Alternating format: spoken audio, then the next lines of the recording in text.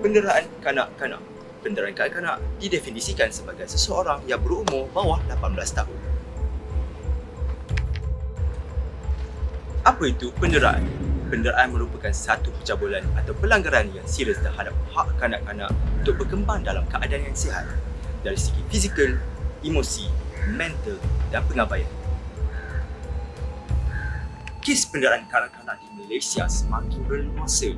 Antara faktor yang menyumbang kepada masalah ini adalah masalah kewangan, kurang didikan agama dan tekanan ibu bapa di tempat kerja. Masalah kewangan merupakan faktor yang tidak terlepas daripada kebanyakan keluarga. Apabila kewangan tidak dapat diuruskan dengan baik, anak-anak menjadi mangsa penderaan dan pengabaian, terutama dari sudut hak asasi yang tidak terjaga. Peningkatan kes bagi masalah kewangan ini dilihat mempunyai kaitan dengan keadaan ekonomi semasa yang tidak menentu menyebabkan hak anak-anak terabai. Seterusnya, faktor lain ialah kurang didikan agama. Individu yang tidak mempunyai pegangan agama yang kuat ini, mereka seperti tidak ada haluan hidup. Tindakan divin yang dilakukan terhadap kanak-kanak ini dianggap seperti tidak mempunyai pembalasan yang akan diperolehi. Dalam agama Islam sendiri, melarang umatnya berlaku kejam dan tidak adil terhadap umat yang lain. Seterusnya, faktor lain ialah tekanan di tempat kerja. Bagi ibu bapa yang bekerja, mungkin mereka menghadapi tekanan di tempat kerja. Tekanan yang dihadapi mungkin berpunca daripada kerja yang terlalu banyak, dimarahi oleh majikan atau isu dengan rakan sekerja. Masalah dan tekanan di tempat kerja ini dibawa balik ke rumah dan ibu bapa akan melepaskan tekanan tersebut kepada anak-anak yang tidak berdosa.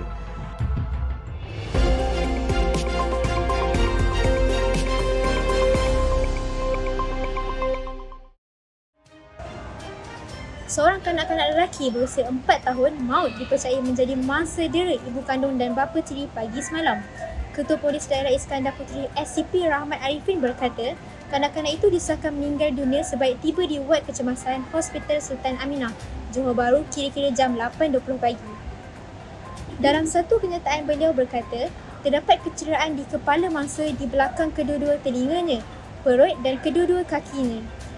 Susulan itu, sepasang suami isteri dan juga ibu kandung dan bapa tiri mangsa ditahan di rumah mereka di Skudai pada 1.30 petang semalam. Jelasnya, pasangan suami isteri itu masing-masing berusia 20-an juga mengaku terlibat dalam kes berkenaan. Semakin mendapati lelaki terbabit yang bekerja sebagai pengawal keselamatan mempunyai satu rekod jenayah lampau, manakala wanita yang sedang mengandung 2 bulan juga mempunyai seorang anak lelaki berusia 6 bulan. Turut dirampas sebuah telefon dan beberapa peralatan dipercayai digunakan untuk mendera mangsa. Suspek lelaki diraman 7 hari manakala suspek wanita diraman 2 hari. Kes siasat di bawah Seksyen 31-1-A Akta Kanak-kanak 2001.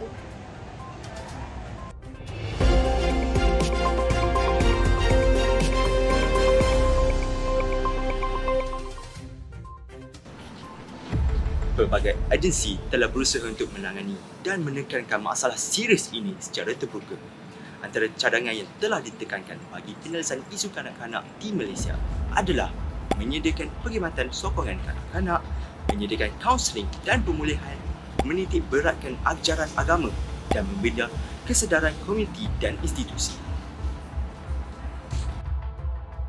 Menyediakan perkhidmatan sokongan bagi penderaan kanak-kanak di Malaysia.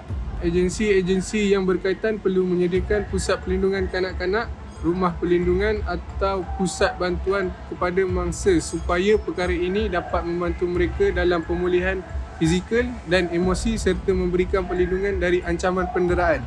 Kedua, kita perlulah menyediakan akses kepada kaunseling dan pemulihan yang akan memfokuskan pada rehabilitasi mangsa penderaan kanak-kanak. Bimbingan ini haruslah berlandaskan nilai-nilai Islam, memberikan sokongan emosi dan membantu mereka menghadapi kesan trauma dengan cara yang sihat. Ketiga, ialah dengan memberikan pendidikan agama yang berkualiti kepada masyarakat, terutama ibu bapa dan pengasuh kanak-kanak mengenai prinsip-prinsip Islam yang menekankan kebaikan, kasih sayang dan perlindungan terhadap kanak-kanak. Ini termasuk memahami hak-hak kanak-kanak dalam Islam, tanggungjawab melindungi mereka dan melarang penderaan. Ajaran agama adalah penting dalam membentuk nilai-nilai yang menghargai dan melindungi kebajikan kanak-kanak. Yang terakhir ialah membina kesedaran komuniti dan institusi. Masyarakat perlu terlibat secara aktif dalam pembinaan kesedaran komuniti dan institusi tentang penderaan kanak-kanak. Contohnya, perkara ini dapat dicapai melalui kempen ceramah agama, program-program pendidikan dan penyuluhan yang memberikan pemahaman tentang keburukan dan kesan negatif penderaan kanak-kanak. Kesimpulannya, menangani isu ini memerlukan pendekatan yang menyeluruh, merangkumi perspektif masyarakat, Islam dan kerajaan. Dengan itu, kita perlu sedar bahawa penderaan kanak-kanak ini adalah serius di Malaysia. Jadi, marilah kita bersatu melindungi hak kanak-kanak di Malaysia. Saya Amir Aiman. Assalamualaikum.